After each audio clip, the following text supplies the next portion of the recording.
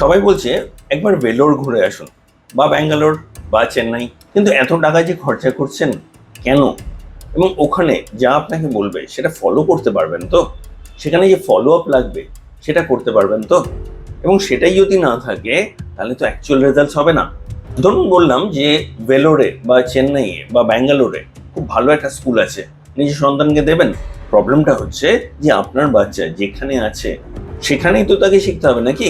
আমি যদি আরেকটু ঢুকে আসি, আপনার বাচ্চাকে শিখতে হবে নিজের বাড়িতে, কিন্তু আপনার বাচ্চার কোথায় সমস্যা সেটাকে ডিকোড করতে হবে। যদি আপনাকে একটা স্টেপ বাই স্টেপ মেথড দেওয়া হয়, আপনি ডিকোড করতে পারবেন।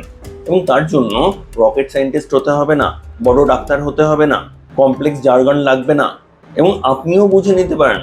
আপনাকে এতটাই সহজ করে বুঝিয়ে দিতে চাই, আসুন না যোগাযোগ করুন, অবশ্যই আপনাকে সাহায্য করবো।